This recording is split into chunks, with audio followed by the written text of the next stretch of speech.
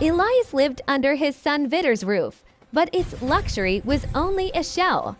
No one saw the scars on his hands or the weight on his shoulders, marks of a past he had hidden to guarantee Vitor's brilliant future. That imposing mansion, a symbol of his son's success, functioned more like a silent prison where Elias's dignity was gradually eroded by the heir's coldness. What did Elias really do before moving in there? He was not just an ordinary worker. Elias was the self-taught engineer who supervised high-risk projects in Amazonian mines, accumulating a fair and legal wealth through a robust pension fund, but at the cost of years away from his family. Why did he never touch that money, living on favors and enduring humiliations? He made a vow to himself, after a grave past mistake that affected his marriage, that he would only use that money in a life-or-death emergency, or to teach Vitor the value of respect and effort, something his son's early success had obscured. The house belonged to Vitor, but the moral foundation of that story belonged entirely to Elias. Aquí está a transcriqueo amingles. The smell of fine meats and expensive wine hung over Vitor's dining room. Before continuing, subscribe to the channel, leave your like, and tell us in the comments where you are watching us from. The polished mahogany table reflected the cold gleam of the crystal chandeliers, and Elias felt smaller and smaller in that environment. Vitor's wife, Lucia, and an influential couple of friends were smiling forcefully. The reason for the tension was not money, but Elias's presence, who, even quiet in the corner, was a living reminder of the humble origins Vitor desperately tried to erase. Vitor raised his glass and, with a forced smile that didn't reach his eyes, addressed his father. "Father, with all due respect, you need a place of your own. Your presence here is displacing my circle. Do you understand?" The voice was low but laden with venom. A public humiliation. Elias felt his blood run cold. "What do you mean, Vitor?" Elias managed to ask, his voice failing. His son placed the glass on the table, the dry sound echoing in the silence. "I mean, you remind me of who I was. Get out, this is my stage, not your asylum. No rent, no real contribution. Tomorrow, at noon, the gate will be locked." Lucia smiled triumphantly, and the friends looked away, embarrassed by the scene. Elias slowly stood up, his dignity shattered. He walked to his small room in the back, grabbed his only old suitcase, and left through the front door. The final scene is a close-up of the security door being closed by Vitor with a loud, definitive click, while Elias, staggering, finds himself under the street light, clutching his suitcase and the worn and important notebook, which hides the secret of his redemption. The betrayal was complete. The click of Vitor's mahogany door seemed to reverberate in Elias's ears as he walked aimlessly under the cold neon light of the big city. The night air bit at his skin, but the physical pain was insignificant compared to the wound opened in his soul. It wasn't just the fact that he had been thrown out. It was the way Vitor had done it, in front of strangers, using him as a pathetic example of what he had overcome. The humiliation was the price Elias paid for allowing his son to see him as a dead weight. He walked for hours until exhaustion led him to a roadside hotel with flickering signs and the smell of mildew. He spent a $50 bill he kept in his coat's inner pocket for a tiny, freezing room. Sitting on the edge of the bed, his hands trembling, he opened his suitcase and took out the only object of sentimental value he possessed, the worn and important notebook. The leather cover was cracked, the pages yellowed, but the content was his map back to dignity. With aged fingers, he flipped through the pages, which contained not only coded financial annotations about the pension fund, but also old tickets and faded love letters. In the middle, there was a photo. A radiantly smiling woman, Sophia, the love he had lost. The flashback begins, transporting the viewer to the 90s. Elias, young and full of dreams, but already with calloused hands, is standing next to Sophia, who looks at him with adoration. They are in front of a modest, charming house they plan to buy. Elias is about to accept the job in the mines that would give him the Vitalicio pension fund, but which would take him away from her for years. He promised to return and buy their dream house. The scene shows Sophia's despair, as she pleaded with him not to go, saying their love was worth more than any money. Elias, obsessed with giving Sophia and little Vitor a future of comfort he had never had, left. The flashback ends with a letter from Sophia years later, saying she could no longer wait and that their dream house had been sold. The real tragedy was not poverty, but the loss of love and time. Back in the present, in the solitude of the hotel room, tears streamed down Elias's face. He wasn't crying over the expulsion. He was crying over the broken vow to Sophia to live a simple life together. His mistake wasn't leaving, but neglecting love and dignity for financial security he never enjoyed. The pension fund money, which he kept as an untouchable relic, was in fact a monument to his guilt. The pain transforms into clarity. He realizes that Vitor is a distorted reflection of his own mistake. His son prioritized money and status over the family bond, exactly as Elias had prioritized money over Sophia. Vitor's house, with all its opulence, was the physical representation of the superficiality he allowed to take over his son's life. Elias presses the notebook and Sophia's photo against his chest. It is not time to mourn. It is time to act. The emergency he was waiting for was not financial, but moral. The pension fund would not be used to sustain himself, but rather to rescue his son's soul, teaching him a lesson about the value of respect and character. He needs to prove to Vitor and to himself that he is not the man his son treated with contempt, and that true wealth is not in the walls, but in what he is capable of doing with what he has. Elias's hand, still callous from years of hard work, slides into the suitcase and touches his simple cell phone. It is 4:30 in the morning. He knows that the real estate agency handling Vitor's house, which had a silent mortgage due to his son's risky investments, will open soon.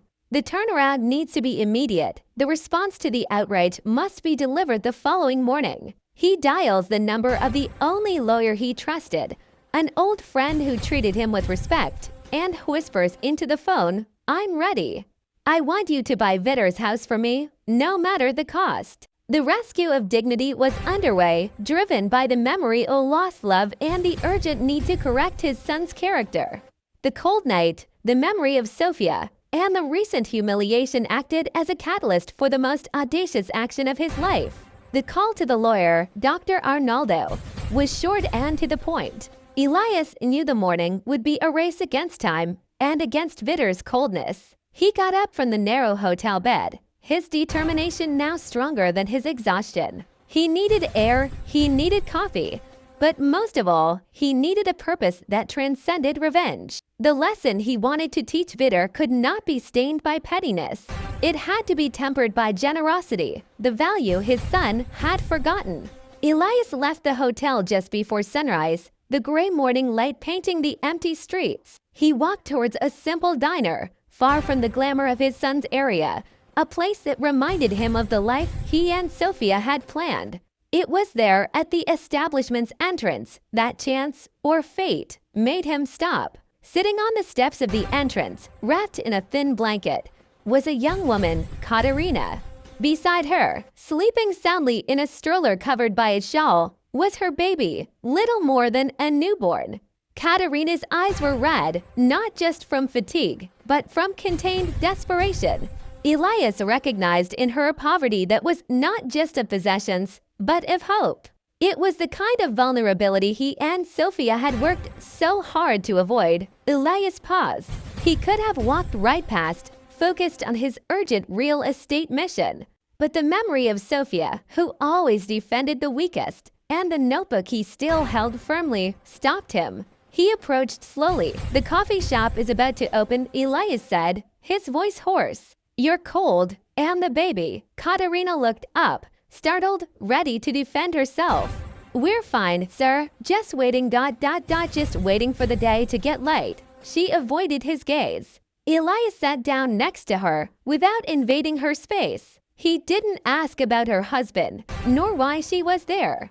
He simply offered respectful silence. When the coffee shop opened, Elias bought 2 cups of strong coffee and 2 sweet rolls, offering one set to Catarina. She accepted, her eyes welling up with gratitude, but still hesitant. While they drank coffee, Catarina finally spoke, her voice low. She had been abandoned, was running from a difficult situation, and had come to the city hoping for a job that never materialized. She had no money for a room, no food for herself, and no basic resources for the baby. The fear in her voice was palpable.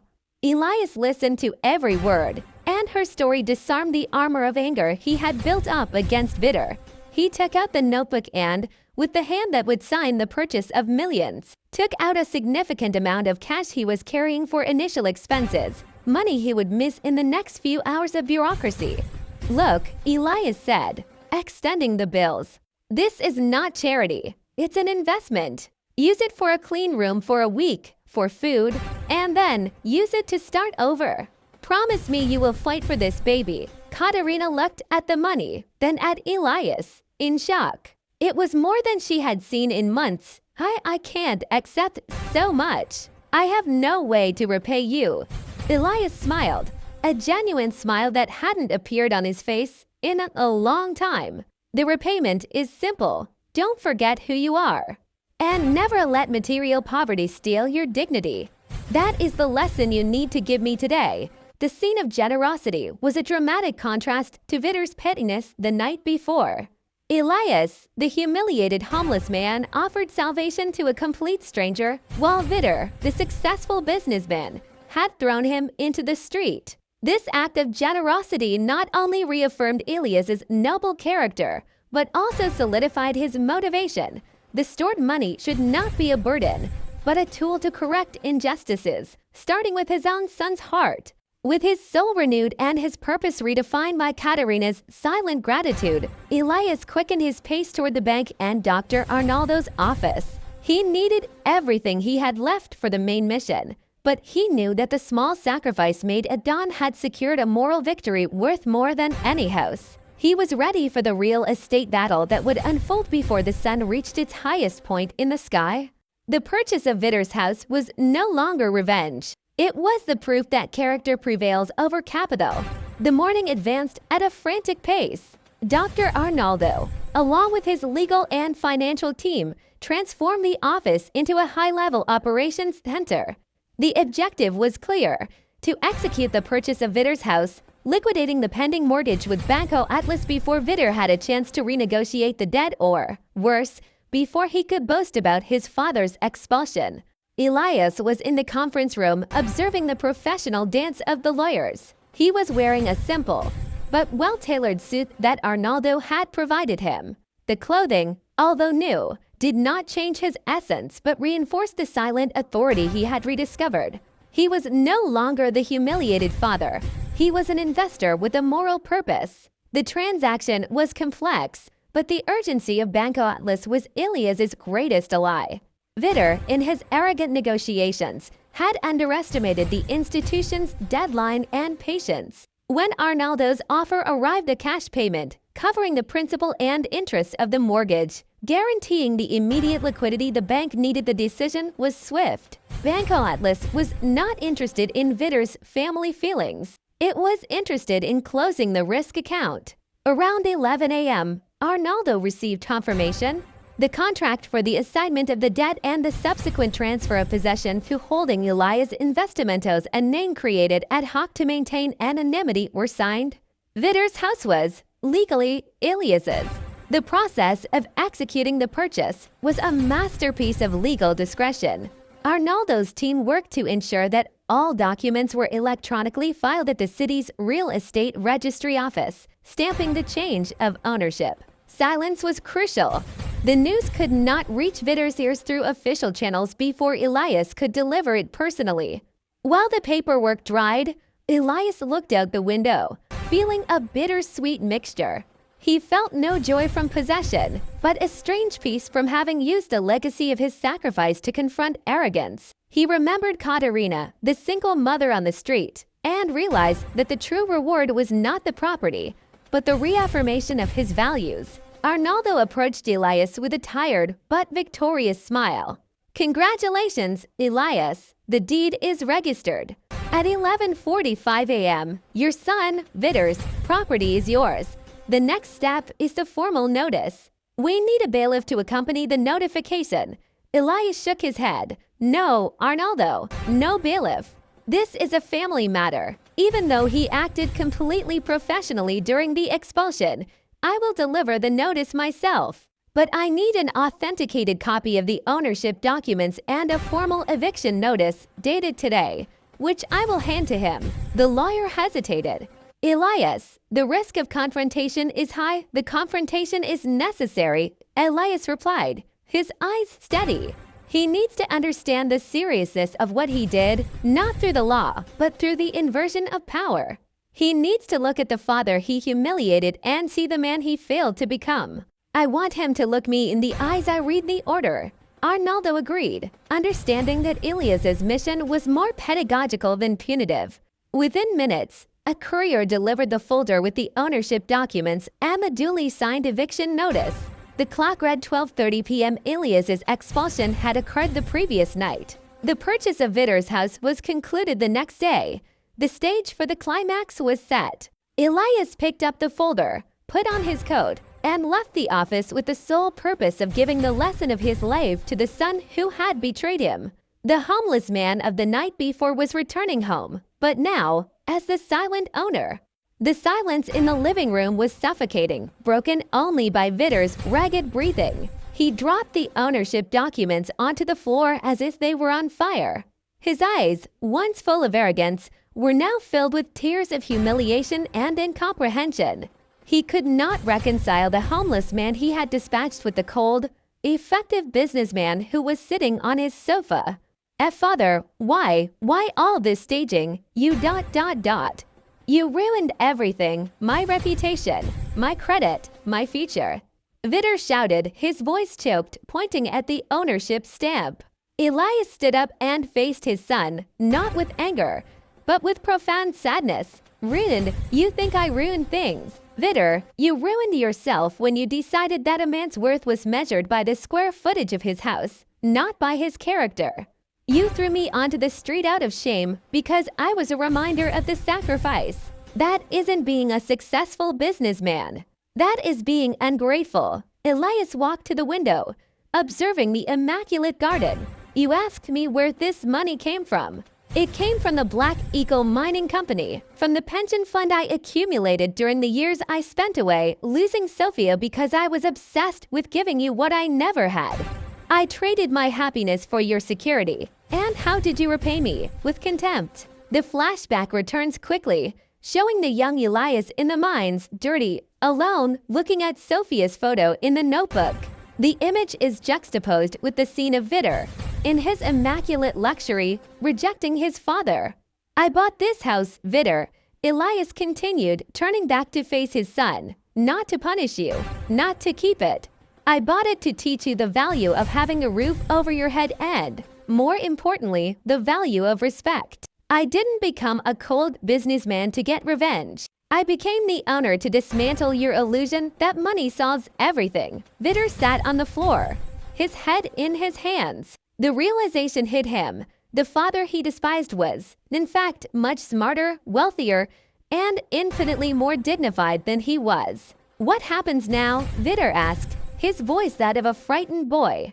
Elias picked up the eviction notice, slowly tearing it. The sound of the paper ripping was loud. The eviction notice was there to shock you, to make you feel exactly what I felt. But I am not going to throw you out, Vitor. At least not today. You will have time, but the rules have changed. He extended his hand. Here is the new rule. He handed Vitor a simple and fair rental contract. You will pay me market rent. You will maintain this house. You will take care of it. And you will understand what it means to have responsibility and value. The cost of this rent will be your life lesson. Vitor took the contract, his hands still trembling. The rent was high, but not abusive. It was the cost of dignity recovered. And the fund's money, Father, what will you do with it? Vitor asked, the question finally honest. The money, Vitor, will be used for things that truly matter. To help those who were not as lucky as you were. From today on, you will work to pay for your house, and I will work to pay for my peace of mind. This is the reconciliation we have now. a foundation of respect and responsibility. You have a chance to rebuild your character. Don't waste it again. Elias gave a final look at the room, which now seemed empty to him despite the luxury. The house was his, but it didn't hold him captive. The lesson had been delivered. The reconciliation was bitter, marked by truth and by the new role of creditor owner. But it was the only way to save his son from moral ruin. He left the house, leaving Vitor alone to read the contract and face the harsh reflection on his own life. Aquí está a transcrição em inglés. Elias left Vitor's mansion behind, his step light, feeling the freedom that the pension fund, ironically, had never given him while it remained untouched. The possession of the house was an administrative detail. The true possession was that of his own life and dignity. He felt no vengeful triumph, but rather the calm of someone who had fulfilled a painful but necessary duty. Instead of returning to Arnaldo's office, Elias asked the taxi driver to take him to the simple boarding house where he had found Catarina that morning. The single mother, with her baby, was the palpable representation of the life he and Sophia had rejected in pursuit of a wealth that only brought loneliness. Elias found Catarina in a small public park, sitting on a bench, the baby napping peacefully. She looked more relaxed, her eyes no longer filled with panic. She smiled when she saw him. "Mr. Elias, I wanted to thank you again. I got a room, hot food, You saved us," Catarina said, her voice choked with genuine emotion. Elias smiled, sitting next to her. "You saved me too, Catarina. You reminded me of what is real." There, under the soft light of the late afternoon, Elias told her about Sophia, about the pension fund vow, and about the lesson he had to teach Vitor. He explained that the money he had mobilized was not for himself, but for a new beginning. "The rent Vitor will pay me," Elias revealed, "and a portion of the fund that I have set aside for social impact investments will be for people like you. I want to use the money to create a small microcredit fund, to give single mothers and young workers the opportunity for a new start with dignity, without the risk of being humiliated for having a moment of weakness." Catarina listened, in shock. Elias proposed that she be the first beneficiary, offering her not only the capital to start a small business, but also the support and mentorship to prosper. He wasn't giving charity. He was offering a partnership in overcoming adversity. Elias's generosity was the bridge that connected his past sacrifice to the future of his moral legacy. The happy ending for Elias was not the mansion, but rather the fresh start in a simple, welcoming place. He rented a small apartment, with windows overlooking a true-line square, a place that resembled the home he and Sophia had dreamed of in their youth. He was finally living what he preached, a life of simplicity, purpose, and respect. Weeks later, the story gained its touch of subtle and redeeming romance. As Elias was organizing his new home, the doorbell rang. It was Dr. Arnaldo, smiling broadly. He had brought with him a woman, Mariana, Sophia's adult daughter, whom he had tracked down. Mariana had inherited her mother's notebook and, upon hearing the story of Elias and the pension fund, felt the need to find him. The meeting was charged with emotion. Mariana brought no resentment, but rather gratitude for the love he had held for her mother. She brought with her not only Sophia's memory, but the opportunity for Elias to reconnect with a part of his life he thought was lost forever. Elias, next to Mariana, feels the invisible weight finally disappear. He realizes that the true purpose of the pension fund was not to buy the house, but to free his heart for love and human connection.